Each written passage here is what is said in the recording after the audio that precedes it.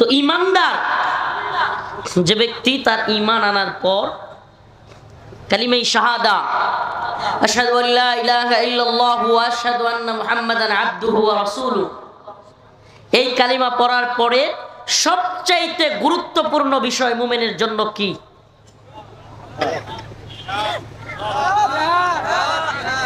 কি? মুসলমানদের ভূখণ্ড রক্ষা করা। মুসলমানদের ভূখণ্ড রক্ষা করা। বলবেন হুজুর নামাজের চাইতে রোজার চাইতে আগে এটা কিভাবে হয়ে গেল? একটা উদাহরণ দিই। উলামায়ে কেরাম এখানে আছেন। রাসূলুল্লাহ সাল্লাল্লাহু আলাইহি ওয়াসাল্লাম যখন মদিনায় কাফের মুশরিকরা একত্রিত হয়ে হামলা করতে চেয়েছিল, খন্দকের যুদ্ধের সময় রাসূলুল্লাহ সাল্লাল্লাহু আলাইহি ওয়াসাল্লাম খন্দক খনন করার জন্য 4 ওয়াক্ত নামাজ তিনি কাজা করেছিলেন, কি করেন নাই? তার মানে বোঝা গেল নামাজের চাইতেও ইসলামের ভূখণ্ড রক্ষা করা, মুসলমানদের ভূখণ্ড এরিয়া রক্ষা করা, এটা আরো বেশি জরুরি। ঠিক কি ঠিক না? আলহামদুলিল্লাহ সেই সুন্নাহটা রৌমারীর এই বড়াইবাড়ির মুসলমানরাও আদায় করেছে, আলহামদুলিল্লাহ। তো সুন্নাহ তো আদায় করেছেন, একবার বিজয়ী হয়েছেন, কিন্তু এত বেশি খুশি হওয়ার সময় নাই। পরিস্থিতি দাপে দাপে যেই অবনতি হচ্ছে, পরিস্থিতি আস্তে আস্তে যেই ভয়াবহতার দিকে যাচ্ছে, আর উম্মতে মুসলিমার যুবক সমাজ, যুবকেরা যেইভাবে বেখেয়াল হচ্ছে, ফেসবুক লাইকি, টিকটক, নেশা, মাদক, মেয়ের পিছনে ছুটাছুটি, এগুলো করে করে মুসলিম উম্মার যুবকেরা যেইভাবে অধপতনের দিকে যাচ্ছে, বেখেয়ালের দিকে যাচ্ছে, আর ওইদিকে আমাদের মুসলিম উম্মার যুবকদেরকে গাজওয়াতুল হিন্দ বললে কি এটাই বুঝে না, জানেই না। অথচ ওইদিকে ভারতীয় হকার সাংবাদিক ময়ূক রঞ্জন, সেও গাজওয়াতুল হিন্দ কি সেটা জানে। আজকে আপনাদের মাহফিলে আসতে আসতে ওই আর তাদের দেশের যে টিভি চ্যানেল এবং একজন সাংবাদিক, এটা হকার সাংবাদিক, হুদায় দৌড়াদৌড়ি করে। এই সাংবাদিক অযথায় দৌড়াদৌড়ি করলেও, বকবক করলেও, আজকে দেখলাম একটা গুরুত্বপূর্ণ রিপোর্ট করছে। কি সেটা? গাজওয়াতুল হিন্দ নিয়া। এবং এদের মনের মধ্যে ভয় ঢুকে গেছে। সুবহানাল্লাহ, সুবহানাল্লাহ কন্যা, মনের মধ্যে ভয় ঢুকে গেছে। আপনি সারা দিন নফল নামাজ পড়লে হিন্দুত্ববাদীদের কোনো ভয় নাই, আপনি সারা বছর রোজা রাখলেও হিন্দুত্ববাদীদের ভয় নাই, কিন্তু আপনি যদি গাজওয়াতুল হিন্দের পক্ষে, জিহাদের পক্ষে কথা বলেন, তাইলে ভয় শুরু হয়ে যায়। মুসলমান ইমানদার প্রিয় ভাইরা, রৌমারীর মুসলমান, কুড়িগ্রামের, আমাকে বলেন, ইসলাম কি পরাজিত নতজানু হওয়ার জন্য এই পৃথিবীতে আসছে, নাকি বিজয়ী অবস্থান তৈরি করবার জন্য পৃথিবীতে আসছে? আল্লাহ পাকের কাছে একমাত্র শুধুমাত্র গ্রহণযোগ্য ধর্মের নাম হলো ইসলাম। একমাত্র শুধুমাত্র গ্রহণযোগ্য ধর্মের নাম, মনোনীত ধর্মের নাম, এটা আমার কিংবা কোনো আলেমের মুখের কথা নয়, স্বয়ং আল্লাহ রাব্বুল আলামিন বলেছেন, ইন্নাদ-দীনা ইনদাল্লাহিল ইসলাম। আল্লাহ রাব্বুল আলামিন বলেন, আমার কাছে একমাত্র গ্রহণযোগ্য মনোনীত ধর্ম হলো ইসলাম। ওয়া মান ইয়াবতাগি গায়রাল ইসলামি দীনা ফালাই ইউকবালা মিনহু। ইসলাম ব্যতীত অন্য যে কোনো ধর্ম নিয়ে আসলে ওই ধর্ম আমার কাছে পরিত্যাজ্য, অগ্রহণযোগ্য, আমি এটা গ্রহণ করব না। সুবহানাল্লাহ, কি করব না? এখন যারা কিনা ধর্ম নিরপেক্ষতাবাদী আছে, সেকুলার দাবি করে, এদেরকে বলতে চাই, যেখানে আল্লাহ বলতেছে আল্লাহর কাছে ইসলাম ব্যতীত কোনো ধর্ম কিনা গ্রহণযোগ্য না, তাহলে আপনি আগ বাড়ায়া, আপনি মাতবরি কইরা সব ধর্মের সমান অধিকার, নাউজুবিল্লাহ, ধর্ম যার যার উৎসব সবার, এগুলো বলবার আপনি কে? আপনি কে? আল্লাহ নিজে বলতেছেন, ওয়ামাই ইয়াবতাগি গায়রাল ইসলামি দীনা ফালা ইউকবালা মিন। ইসলাম ব্যতীত অন্য কোনো ধর্ম নিয়ে আমার কাছে আসলে এটার কোনো মূল্যই নেই। ইসলাম এমন এক জীবন ব্যবস্থা, দুলনা থেকে কবর পর্যন্ত একটা মানুষের সামাজিক জীবন, পারিবারিক জীবন, ব্যক্তিগত জীবন, সারা জীবনের দুলনা থেকে কবর পর্যন্ত সব কিছু দেয়া আছে। এমন এক জীবন ব্যবস্থার নাম ইসলাম, কমপ্লিট কোড অফ লাইফ, পূর্ণাঙ্গ জীবন ব্যবস্থার নাম ইসলাম। ইসলামে শুধুমাত্র নামাজ পড়ার কথা বলা হয় নাই, শুধুমাত্র রোজা রাখবার কথা বলা হয় নাই, শুধুমাত্র হজ করবার কথা বলা হয় নাই, শুধুমাত্র যাকাত দেওয়ার কথা বলা হয় নাই। ইসলামের প্রয়োজনে, দ্বীনের প্রয়োজনে শাহাদাতের কথা বলা হয়েছে, দ্বীনের প্রয়োজনে ইআদাদের কথা বলা হয়েছে, দ্বীনের প্রয়োজনে আইদ্দু লাহুম মাসতাতাতুম মিন কুওয়া ওয়া মিন রিবাতিল খাইল তুরহিবুনা বিহি আদুওয়াল্লাহ ওয়া আদুওয়াকুম, শত্রুদের বিরুদ্ধে শক্তি অর্জন করবার কথা বলা হয়েছে। দ্বীনের প্রয়োজনে নিক্ষেপ করা, দ্বীনের প্রয়োজনে অস্ত্র চালনা করা শিখার কথাও ইসলামে বলা হয়েছে। নাকি ইসলাম শুধুমাত্র নামাজের কথা বলেছে? ইসলাম বিজয়ী হবে কিভাবে? আইদ্দু লাহুম মাসতাতাতুম মিন কুওয়া, আল্লাহ পাক বলেছেন শক্তি অর্জন করো, কুওয়াত অর্জন করো। আমির রিবাতিল খাইল তুরহিবুনা বিহি আদুওয়াল্লাহি ওয়া আদুওয়াকুম, নিক্ষেপ করা শিখো, এর মাধ্যমে তুরহিবুনা বিহি আদুওয়াল্লাহ ওয়া আদুওয়াকুম, তোমাদের শত্রু এবং আল্লাহর শত্রু যারা, তাদের অন্তরের ভিতরে কম্পন সৃষ্টি হবে। সুবহানাল্লাহ কন্যা। কম্পন যে সৃষ্টি হয়েছে এটার একটা আলামত বলবো। হ্যাঁ, আপনারা দেখেছেন এই কিছুদিন আগে চট্টগ্রামে চিন্ময় দাস, যদিও তারা বলে চিন্ময় প্রভু, মানুষ ফেসবুকে লেখালেখি করে, জীবন ভর দেখলাম প্রভু সবাইরে মুক্তি দেয়, আর এখন সকলে মিলা প্রভুর মুক্তি চায়। এই চিন্ময় দাস, তাকে যখন গ্রেফতার করলো বাংলাদেশ সরকার, ইসকনের দালালেরা, এই হিন্দুত্ববাদীরা, এই ইসকন চট্টগ্রামের আদালত চত্বরে হাজার হাজার ইসকনের সদস্যরা চিন্ময় দাসের যে প্রিজন ভ্যান যেটার মধ্যে করে তাকে পুলিশ নিয়ে যাচ্ছে, সেটাকে আটকে দিয়েছিল। আপনারা দেখছেন? দেখছিলেন? কথা বলিয়েন সাথে, দেখছিলেন? হাজার হাজার ইসকনের সদস্য আটকায় দিছে। হাই রে, কি শক্তি তাদের, কি পাওয়া! চিন্ময় দাসকে নিয়ে যাবে আদালতে। আমাদের এক ভাই সাইফুল ইসলাম আলিফ, আমি তো বলি আলিফ দিয়ে শুরু, আলিফ দিয়ে কি মাত্র শুরু হয়েছে। মুসলমানের একজনকে তোরা শহীদ করেছিস, সুবহানাল্লাহ। বাংলাদেশের ইতিহাসে আমার জীবনে কিংবা মুরব্বীদের জীবনেও বলতে পারবে না ভারতের বিরুদ্ধে পুরো জাতি এভাবে কখনো ঐক্যবদ্ধ হয়েছে। আলিফ দিয়ে তো শুরু, এক আলিফের কারণেই গোটা জাতি আজকে ভারতের বিরুদ্ধে ঐক্যবদ্ধ। আলহামদুলিল্লাহ। শুধু ঐক্যবদ্ধ না, 10-12 দিনের মধ্যেই কি অবস্থা তোরা করেছিলি! হাই রে, মনে হয়েছিল এটা মনে হয় বাংলাদেশই না, এটা মনে হয় দাদাদের দেশ ইন্ডিয়া। যেইভাবে হিন্দুরা চিন্ময়কে ঘেরাও করতেছে, চিন্ময়ের প্রিজন ভ্যান নিতে দিবে না। এরপরে আদালতে আমাদের ভাই সাইফুল ইসলাম আলিফ কেন চিন্ময়ের জামিনের বিরোধিতা করলো, সেজন্য তাকে দিনে দুপুরে কুপিয়ে হত্যা করে ফেলতেছে। বাবারে বাবা, মনে হইতেছিল না এটা দাদাদের দেশ। ইসকনের মিছিল কি একটা পর্যায়ে চলে গিয়েছিল। এক রাতের সেনাবাহিনীর পিডানি, এক রাতের, কয় রাতে? গোপালগঞ্জেতে সূর্যই উঠেছে, বাকিটা বলবেন না, বাকিটা বলিয়েন না। তো চট্টগ্রামেও যখন সূর্য উঠেছে, পিছন লাল করার আস্তে আস্তে, তো পরের দিন থেকে হাই সুবহানাল্লাহ, ঘটনা কি? এখন নিউজ হচ্ছে চিন্ময় দাসের কোনো উকিল পাওয়া যাচ্ছে না। হাই সুবহানাল্লাহ। তার মানে এদের যে এই যে গরম, এই যে কামান বিমান হুঙ্কার জঙ্কার, এগুলো হলো বেলুনের মতো। কিসের মতো? আপনি যদি একটা সুই নিয়ে খালি দাঁড়ায় যেতে পারেন, সুবহানাল্লাহ, এদের সব বেলুন ফুটা হয়ে যাবে। ভারতীয় বাহিনীর এত পাওয়ার, শত পাওয়ার, শত শত বিএসএফ ঢুইকা আমাদের 8-9 জন জওয়ানের কাছে গুহারা আছে। ঠিক কি ঠিক না? আমাদের পাবলিক রৌমারির এই বড়াইবাড়ির পাবলিক জুতা দিয়া, ঝাড়ু দিয়া, কোনটা দিয়া পিঠাইয়া সাইজ করে দিছে। সুবহানাল্লাহ কন্যা।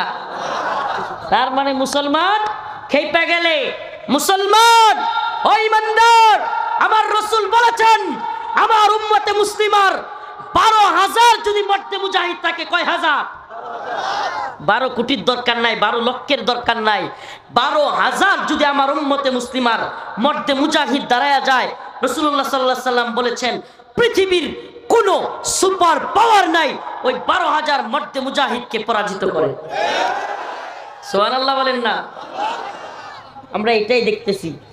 রাসূলের সেই ভবিষ্যদ্বাণী, রাসূলুল্লাহ সাল্লাল্লাহু আলাইহি সাল্লাম এমন এক পয়গম্বর, মুহাম্মদ আরবির দুই ঠোঁটের মাঝখান দিয়া জীবনে কোনোদিন মিথ্যা বলেন নাই। সুবহানাল্লাহ বলছেন। এটা শুধু মুসলমানরা স্বীকার করে এমন না, মক্কা কাফের মুশরিকরা পর্যন্ত জীবনে কোনোদিন রাসূলকে মিথ্যাবাদী বলেন। জাদুকর বলছে, পাগল বলছে, অনেক কিছু বলছে, কিন্তু কোনোদিন গণক বলছে, কিন্তু কোনোদিন রাসূলুল্লাহ সাল্লাল্লাহু আলাইহি সাল্লামকে মিথ্যাবাদী বলেন নাই। রাসূলুল্লাহ সাল্লাল্লাহু আলাইহি সাল্লাম পাহাড়ে উঠে বলেছেন, হে আরববাসী, আমি যদি এখন বলি এই পাহাড়ের ওপাশ থেকে শত্রুরা তোমাদেরকে আক্রমণ করবার জন্য আসতেছে, তোমরা কি বিশ্বাস করবে? কাফের মুশরিক সহ সবাই বলেছিল, হ্যাঁ মুহাম্মদ তুমি হলে আল আমিন, তুমি বিশ্বস্ত, আমরা তোমাকে বিশ্বাস করি। সুবহানাল্লাহ। সেই মুহাম্মদ আরবি সাল্লাল্লাহু আলাইহি সাল্লাম বলেছেন, আমার উম্মতের বাহিনী যদি 12,000 হয়, সুবহানাল্লাহ, কয় হাজার? আলামত আমরা দেখতে পাই বদরে 313 জন, কয়জন? পুরো হাজারো বাহিনীকে অস্ত্র শস্ত্রে সজ্জিত মুসলমানদের 313 জন সাইজ করে দিছে কি দেয় নাই? আলামত আমরা দেখতে পাই। এই কিছুদিনের আগের আলামত 2021 সালে, 2001 সাল থেকে 21 সাল পর্যন্ত 20 বছরে America, Britain, France, Germany, Netherland, Italy সমস্ত রাষ্ট্রগুলো মিলে নেটো জোট গঠন করে শক্তিশালী সামরিক বাহিনী গঠন করে আফগানিস্তানে 20 বছর যুদ্ধ কইরা শেষ পর্যন্ত কয় সাইরা দেমা কাইন্দাবাসী, যাদেরকে আগে বলতো জঙ্গি, মৌলবাদী, সন্ত্রাসী, ফান্ডামেন্টালিস্ট, এখন তাদেরকে কয় তোমরাই হইলা খাঁটি মুক্তিযোদ্ধা। বাবা সাইরা দেমা কাইন্দাবাসী। যাদেরকে জঙ্গিবাদী কইতো তাদেরকে কাতারের দোহাই ডাইকা নিয়া চুক্তি কইরা নাকে খত দিয়া বাঁচছে। আমাকে বলেন, আমেরিকা, ব্রিটেন, ফ্রান্স, জার্মানির চাইতে তালেবানের মুজাহিদদের সংখ্যা বেশি ছিল? বেশি ছিল? আমেরিকার বাহিনী কম ছিল? আমেরিকার কামান বিমান কম ছিল? ড্রোন কম ছিল? যুদ্ধ জাহাজ কম ছিল? সাবমেরিন কম ছিল? অস্ত্র গোলা বারুদ কম ছিল? কোনটা কম ছিল? মিডিয়া পাওয়ার কম ছিল? মিডিয়ার প্রোপাগান্ডা কম ছিল? সব বেশি ছিল। কিন্তু তবুও ওই যে রাসূল বলেছেন আমার উম্মতের মুজাহিদের সংখ্যা যদি 12,000 হয়, কয় হাজার? 12,000 হয়, পৃথিবীর কোনো শক্তি নাই আমার উম্মতে মুসলিমাকে হারায়। এবার দেখেন সিরিয়ার অবস্থা, বাশার আল আসাদ, ইরান, শিয়ারা, বাশার আল আসাদ, তারপরে রাশিয়া, সমস্ত শক্তি একত্রিত হইয়াও 12 দিনের যুদ্ধে উম্মতে মুসলিমার মুজাহিদদের সামনে টিকে নাই। আবু মুহাম্মদ আল জাওলানি হাফিজাহুল্লাহ দেখায়া দিছেন, মুসলিম উম্মার মুজাহিদরা গর্জে উঠলে বাশার আল আসাদ, হাফিজ আল আসাদের 54 বছরের ক্ষমতা দুলিশাত হইতে 12 দিনও লাগে না। সুবহানাল্লাহ বলেন না? এর মানে কি? আপনারা কি ভয় পান? ভয় পান? হে উম্মতে মুসলিমার মুজাহিদরা, হে উম্মতে মুসলিমার যুবকেরা, আমরা ভয় করি কাকে? ভারতকে আমরা ভয় করি, ভারতীয় বাহিনীকে আমরা ভয় করি।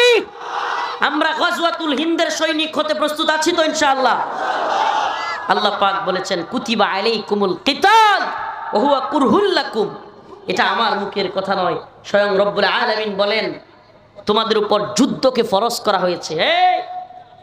শায়েখগিরি, পীরগিরি আর ইসলামের কোরআনের অপব্যাখ্যাকারী, এই অপব্যাখ্যা চলবে না। নফসের জিহাদ, এই জিহাদ, সেই জিহাদ বলে আল্লাহ পাক দ্বীনের পথে জীবন দেওয়ার যে জিহাদের কথা বলেছেন সেটাকে অস্বীকার করা চলবে না।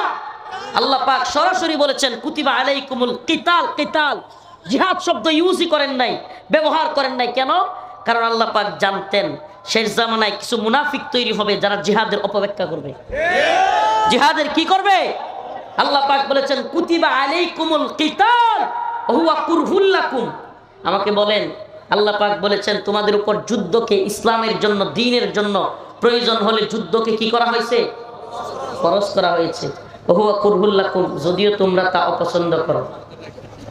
আচ্ছা আমারে বলেন, আয়াতটা যখন কোরআনে নাজিল হইল, কোরআনে পাকে যখন এই আয়াতে কারিমা নাজিল হইল, কোরআনে পাকে যখন কুতিবা আলাইকুমুল কিতাল এটা নাজিল হলো, তখন কার কাছে নাজিল হয়েছিল?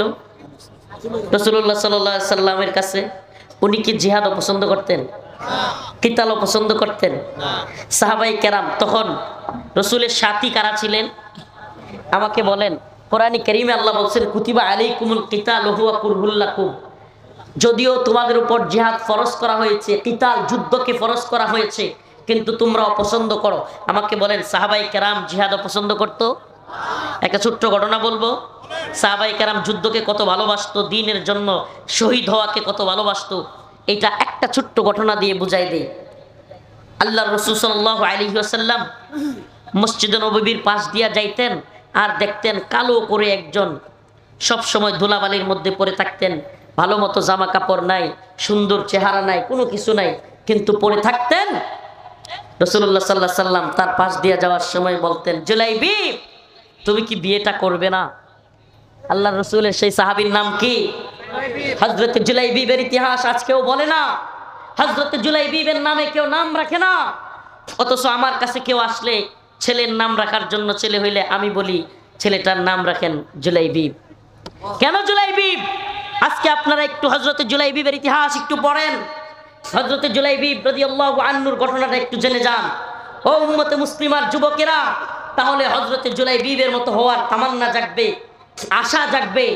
হযরত জুলাইবিব এমন এক সাহাবী ছিলেন যার চেহারাটা ছিল কালো, সবসময় ধুলি মিশ্রিত থাকতো, ভালো জামা কাপড় ছিল না, বাবার টাকা পয়সা ছিল না, বংশীয় মর্যাদায় বিশাল কিছু ছিলেন না। মসজিদে নববীর সামনে পড়ে থাকতেন ধুলাবালি মিশ্রিত শরীর নিয়ে। রাসূলুল্লাহ সাল্লাল্লাহু আলাইহি সাল্লাম বলতেন, জুলাইবিব বিয়েটা কি করবে না? হযরত জুলাইবিব বলতেন, ইয়া রাসূলুল্লাহ আমার মতো লোকেরে কেডা বিয়া করব? আমার মতো লোকেরে। এ যুবক, ঘটনাটা খুব মনোযোগ দিয়ে শুনবেন। এই ঘটনার সাথে ইসলামিক যুবকদের, মর্দে মুজাহিদদের অনেক সম্পর্ক রয়েছে। দ্বীন ঈমানের পাহারাদারদের, উম্মতে মুসলিমার যুবকদের এই ঘটনা থেকে শিক্ষা নেওয়ার অনেক কিছু রয়েছে। ও উম্মতে মুসলিমার যুবকেরা, ফেসবুক, টিকটক লাইকিং কিংবা নারী, মদ, নেশা, এগুলো তোমার আইডল হতে পারে না, এগুলো তোমার কাজ হতে পারে না। উম্মতে মুসলিমার যুবকদের অবশ্যই দ্বীন ঈমানের পক্ষে থাকা লাগবে। মুসলমান নিজেরা ইতাআতি ও জাহাতি এই সমস্ত কথা বলে নিজেরা মারামারি করা, এটা তোমার আমার কাজ হতে পারে না। ইন্নামাল মুমিনুনা ইখওয়া, মুমিন মুমিনের ভাই। তুমি কিসের তাবলীগ শিখলা? আরেক মুমিন ভাইয়ের মাথায় তুমি আঘাত করো। আল্লাহর রাসূল বলেছেন একজন মুমিনকে হত্যা করা পুরো জাতিকে হত্যা করার শামিল। আল্লাহর রাসূল বলেছেন একজন মুসলমানের জন্য অপর মুসলমানের জান, মাল, ইজ্জত, সম্মান, রক্ত সবকিছু হারাম করা হয়েছে। কি করা হয়েছে? আল্লাহর রাসূল বলেছেন সবকিছু হারাম। তাইলে তুমি তোমার ভাই মুসলমান, তার মাথায় আঘাত করলা পীরের কথায়, শায়েখের কথায়। কি শুরু করছে এরা? আপনার কি ব্যাগ নেওয়ার সময় কি চলে যাচ্ছিল? প্রিয় ভাইরা আমার, বন্ধুগণ আমার, আল্লাহর রাসূল বলেছেন ইন্নামাল মুমিনুনা ইখওয়া। মুমিন মুমিনের কি? একটু ফোকাস করেন, কি? এটা আল্লাহর কথা। আল্লাহ পাক বলেছেন মুমিন মুমিনের ভাই, মুমিন মুমিনের এক দেহ। ফিলিস্তিনের মুসলমান, সিরিয়ার মুসলমান মার খাইলেও আপনার অন্তরে ব্যথা লাগতে হবে, কারণ রাসূল বলেছেন আল মুমিন কাজাসাদিন ওয়াহিদ, মুসলমান এক দেহের ন্যায়। আপনি দেখেন না, দেহের ডান হাতে কাইটা গেছে, খাইতে গেছেন, খাইতে গিয়া জাল লাগছে, দেখবেন খাইতে গিয়া জাল লাগলে বাম হাতটা এমনি নড়ে। ঠিকই ঠিক না? খাইতেছেন কোন হাতে? ব্যথা লাগছে ডান হাতে, জলেও ডান হাত, কিন্তু নড়ে কোন হাত? কেন নড়ে? কারণ এক দেহ, এই ব্যথাটা ওখানেও যায়। ঠিক কি ঠিক না? ফিলিস্তিনে মুসলমান মায়ের খাইলে আপনার অন্তরে ব্যথা লাগতে হবে, সিরিয়ায় মুসলমান মায়ের খাইলে আপনার অন্তরে ব্যথা লাগতে হবে। তাইলে বোঝা যাবে আপনি ঈমানদার, না হইলে বুঝবেন আপনার মধ্যে নিফাকি ঢুকে গেছে। মুসলমান মায়ের খায় আক্রান্ত হয়, আপনার অন্তরে কি থাকতে হবে? ব্যথা থাকতে হবে। ও মুসলমান ঈমানদার, আল্লাহ রসুল বলেছেন একজন মুসলমানকে হত্যা করা জগৎকে হত্যা করা। আমাকে বলেন, আপনি যে টঙ্গীতে গিয়া আপনার আমির, আপনার পীর, আপনার শায়েখ কিংবা আপনার নেতার কথায় আপনি অন্য মুসলমানের গায়ে আঘাত করলেন, মাথায় আঘাত করলেন, হত্যা করলেন, আপনি এটা কোন দলিল দিয়ে আপনি এটাকে সাজেস্ট করবেন? কোন দলিল দিয়ে আপনার পক্ষে সমর্থন করবেন? আছে কোনো দলিল? আপনি এমন কোন দলিল দেখাতে পারবেন যেই দলিল দিয়ে অন্য মুসলমানকে হত্যা করা যায়? নাউজুবিল্লাহ। প্রিয় ভাইরা আমার, মুসলমান ইমানদার একে অপরের ভুল হইতে পারে। ও মুসলমান, রাসূলের শিক্ষা আল্লাহ পাক নিজে বলেছেন, মুহাম্মাদুর রাসূলুল্লাহ ওয়াল্লাযীনা মাআহু আশিদ্দাউ আলাল কুফফার রুহামাউ বাইনাহুম। আল্লাহ পাক বলেছেন, আমার নবী মুহাম্মাদুর রাসূলুল্লাহ এবং তার সাহাবায়ে কেরাম আশিদ্দাউ আলাল কুফফার, কাফের মুশরিকদের বিরুদ্ধে তারা শক্ত, রুহামাউ বাইনাহুম, কিন্তু নিজেরা নিজেদের মধ্যে খুবই দরদওয়ালা, নরম। এখন আপনার আচরণ কি হয়ে গেল? আপনি মন্দির পাহারা দেন, মূর্তির পাহারাদারি করেন। মন্দিরে পাহারা দিলে, মূর্তির পাহারা দিলে আপনি নরম, আর মুসলমানদের বিরুদ্ধে আপনি গরম। বোঝা গেল রসুলের সাথে, রসুলের দ্বীনের সাথে, সাহাবায়ে কেরামের দ্বীনের সাথে আপনার কোনো সম্পর্ক নেই। আপনার দ্বীন, আপনার ঈমান রসুলের এবং সাহাবায়ে কেরামের সাল্লাল্লাহু আলাইহি সাল্লামের ঈমানের সাথে মিল নাই। তাইলে আপনি কোন ঈমানের সবক দিচ্ছেন? কোন দ্বীনের দীক্ষা দিচ্ছেন? কোন তাবলীগ আপনি করতেছেন? প্রিয় ভাইরা আমার, কথাগুলোতে ভুল বুঝবেন না। প্রিয় ভাইরা আমার, বন্ধুগণ আমার, আমি কখনো, আমার সবচাইতে কষ্ট লাগে যখন দেখি মুসলমানে মারামারি শুরু করেছে। ও মুসলমান ইমানদার, আজকে ভারতীয় যে আধিপত্যবাদী সাম্রাজ্যবাদী শক্তি, এই হিন্দুত্ববাদী আগ্রাসী বাহিনী আজকে বাংলাদেশের বিরুদ্ধে একের পর এক ষড়যন্ত্র করেছে। এরা আমাদেরকে বন্যার পানি ছেড়ে দিয়ে আমাদের দেশের মানুষকে ডুবিয়ে মারতে চেয়েছে, মেরেছেও। এরা আমাদেরকে যখন শীতের সময় আসে তখন আমাদের তিস্তার বাঁধ আটকে দিয়ে এই অঞ্চলের রংপুরের মুসলমানদেরকে ফসল করতে বাধা দেয়, ফসলকে মরুভূমির মতো করে ফেলে, ফসল করার পরিস্থিতি রাখে না। এমনকি সীমান্তে কাঁটাতারের বেড়ায় আমাদের মুসলমানদেরকে গুলি করে হত্যা করে। গতকালকের নিউজ, যশোর সীমান্তে, বেনপোল সীমান্তে 3 জন মুসলমানকে বিএসএফ হত্যা করেছে।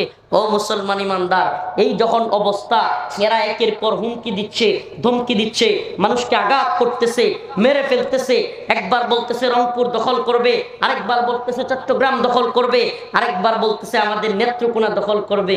এমতো অবস্থায় আমি আর আপনি যদি মারামারি করি, এর চাইতে আত্মঘাতী কোনো কিছু কি আছে? এর চাইতে আত্মঘাতী কোনো কিছু কি আছে মুসলমান? নাই। আমি আপনি ভাই ভাই, আপনি অন্য দলের হইতে পারেন, অন্য মতের হইতে পারেন, কিন্তু আপনি আমার ভাই, আমি আপনার ভাই। কেন আমাকে আপনি মারতে আসবেন?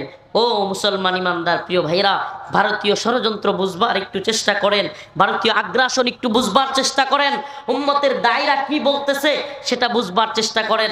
আমাদেরকে হিন্দুত্ববাদী আগ্রাসনের বিরুদ্ধে যেখানে ঐক্যবদ্ধ হওয়া দরকার, যেখানে আমাদেরকে দাওয়া ইয়াদার জিহাদের কথাগুলো মানুষের মাঝে ছড়িয়ে দেওয়া দরকার, যেখানে আমাদের মানুষকে বোঝানো দরকার হিন্দুত্ববাদীরা যে কোনো সময় আগ্রাসন চালাতে পারে।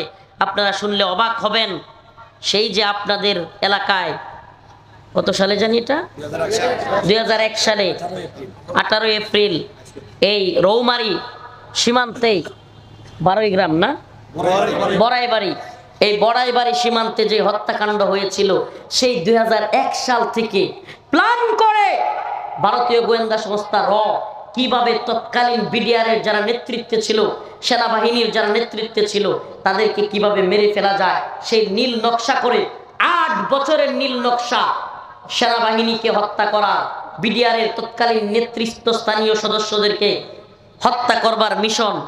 শেখ হাসিনাকে ক্ষমতায় এনে 2009 সালে বিডিআর বিদ্রোহের নামে, বাতের আন্দোলনের নামে সেনাবাহিনীর সদস্যদেরকে বিডিআরের পরিচয়ে মুখোশ লাগিয়ে ভারতীয় গোয়েন্দা সংস্থা র সরাসরি গুলি করে সেনাবাহিনীর সদস্যদেরকে হত্যা করেছিল। এটার একটাই কারণ ছিল এই বড়াইবাড়ি সীমান্তে তাদের পরাজয়। এটা তারা মেনে নিতে পারে নাই। যদিও তারা দেখাইছে 16 জন, কিন্তু আসলে এই অঞ্চলে কি পরিমাণ বিএসএফ কে আমাদের নৌজওয়ানরা, আমাদের দামাল ছেলেরা, বিজিবির বিডিআরের দামাল ছেলেরা তাদেরকে এমন পরাজয়, এই অঞ্চলের যুবকেরা এমন পরাজয় উপহার দিয়েছে, তারা সেটা মানতে না পারে 8 বছর ষড়যন্ত্র করে শেখ হাসিনাকে ক্ষমতায় এনে তারপরে আমাদের বিডিআরের সেনাবাহিনীর ঊর্ধ্বতন কর্মকর্তাদেরকে রয়ের প্ল্যান করে হত্যা করেছিল। যদি তাই না হবে, আপনি তৎকালীন নিউজ চ্যানেলগুলোর খবর নিয়ে দেখেন, বিডিআরের তৎকালীন প্রধান মেজর শাকিল বাংলাদেশে মারা গেছে কি যায় নাই সেনাবাহিনী জানে না, ভারতীয় মিডিয়া কিভাবে এইটা প্রচার করলো, মিডিয়া কিভাবে নিউজ করলো। আপনারা যারা খবর রাখেন, সচেতন আছেন, তারা জানার কথা। তৎকালীন সময়ে মুরব্বীদের কাছে শুনেছি, এখনো ইতিহাস সাক্ষী, এখনো মিডিয়ায় সেই খবর প্রচারিত হয়। ভারতীয় মিডিয়া বাংলাদেশ সেনাবাহিনী জানার আগেই ভারতীয় মিডিয়ায় প্রচার করে দিল মেজর শাকিলকে মেরে ফেলা হয়েছে। যিনি ছিলেন ওই বড়াইবাড়ি সীমান্তে হত্যার সময় যিনি অর্ডার দিয়েছিলেন, তিনি ছিলেন সেই বিডিআরের তৎকালীন প্রধান। তার মানে কি বোঝা যায় না এই ষড়যন্ত্র ভারতের? আপনি কি জানেন হাসিনা সরকার চলে যাওয়ার পরে নতুন সরকারকে ভারত যে শর্তটা সবচাইতে গুরুত্বের সাথে দিয়েছিল, সেটা ছিল বিডিআর বিদ্রোহের কোনো তদন্ত কমিশন গঠন করা যাবে না। কল্পনা করতে পারেন? তার মানে কি? তার মানে কি বিদ্রোহের নামে ভারতীয় যে কথাটা আমরা শুনতাম, এখানে রয়ের হাত আছে, এখানে বিডিআর বিদ্রোহের নামে এখানে সেনাবাহিনীর সদস্যদেরকে মেরে বাংলাদেশকে পঙ্গু করার যে প্ল্যান ভারত করেছে, সেটার বাস্তবতা রয়েছে। এখন যখন নতুন সরকার ক্ষমতায় আসলো, এই সরকারের উপদেষ্টাদের মধ্যেও কিছু ভারতীয় দালালকে ঢুকায় দেওয়া হলো। এই ভারতীয় গাদ্দার দালালেরা বাংলাদেশে বসে স্বরাষ্ট্র উপদেষ্টা, আইন উপদেষ্টা ঘোষণা করে দিল বিডিআর বিদ্রোহের কোনো তদন্ত কমিশন গঠন হবে না। আলহামদুলিল্লাহ সুম্মা আলহামদুলিল্লাহ, আমরা যখন গর্জে উঠলাম, ছাত্র ভাইরা যখন গর্জে উঠলো, আমরা সবাই লেখালেখি করতে লাগলাম এবং ঘোষণা দিয়ে দিলাম যে যদি দ্রুততার সাথে বিডিআর বিদ্রোহের নামে সেনা সদস্যদেরকে হত্যার তদন্ত কমিশন গঠন করা না হয়, স্বরাষ্ট্র উপদেষ্টার কার্যালয় এবং আইন উপদেষ্টার কার্যালয় ঘেরাও করা হবে। 11টায় কার্যালয় ঘেরাওয়ের কর্মসূচি দেওয়া হয়েছে। রাতের মধ্যেই বলা হলো 5 দিনের মধ্যে তদন্ত কমিশন গঠন করা হবে। প্রিয় হাজিরিন, প্রিয় উপস্থিতি, এই কথাগুলো আপনাদের বোঝা দরকার, কারণ এই রৌমারীর মুসলমানরাই বাংলাদেশের এই ভয়াবহ ষড়যন্ত্রের একটা অংশ। এই রৌমারীর মুসলমানরা বীরত্ব দেখিয়েছেন। এটা কথা মনে রাখবেন, বীরত্ব দেখানো সহজ, জয় করা সহজ, কিন্তু অর্জন ধরে রাখা কঠিন। অর্জন ধরে রাখা কি কঠিন, সেই অর্জনকে ধরে রাখতে হবে। এজন্য আজকে আমি আলোচ্য বিষয় নিয়েছি কুতিবা আলাইকুমুল কিতাল ওয়া হুয়া কুরহুল লাকুম। আল্লাহ পাক বলেছেন তোমাদের উপর দ্বীনের জন্য যুদ্ধকে ফরজ করা হয়েছে, যদিও তোমরা তা অপছন্দ করো। অপছন্দ কি রাসূল সাল্লাল্লাহু আলাইহি সাল্লাম করতেন? অপছন্দ সাহাবায়ে কেরাম করতেন? তাইলে আল্লাহ পাক কোরআনে ওই সময়ে কাদেরকে উদ্দেশ্য করে বলছিলেন? আমার তো মনে হয় এই জামানায় যে সমস্ত পীর, যে সমস্ত শায়েখ নামের যে সমস্ত লোকেরা দাওয়া ইরদাদ জিহাদের বিরোধিতা করে, কিতালের বিরোধিতা করে, এই মুনাফিকি চরিত্রের লোকদের জন্যই আল্লাহ পাক 1500 বছর আগে এই আয়াত নাযিল করেছিলেন। আল্লাহ পাক কি বলেছিলেন? কুতিবা আলাইকুমুল কিতাল ওয়া হুয়া কুরহুল লাকুম আসা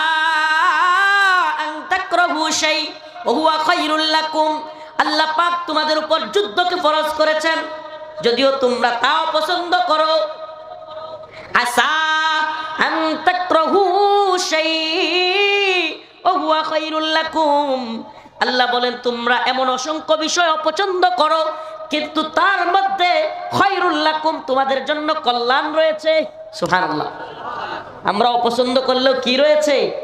এটা স্বয়ং কার কথা?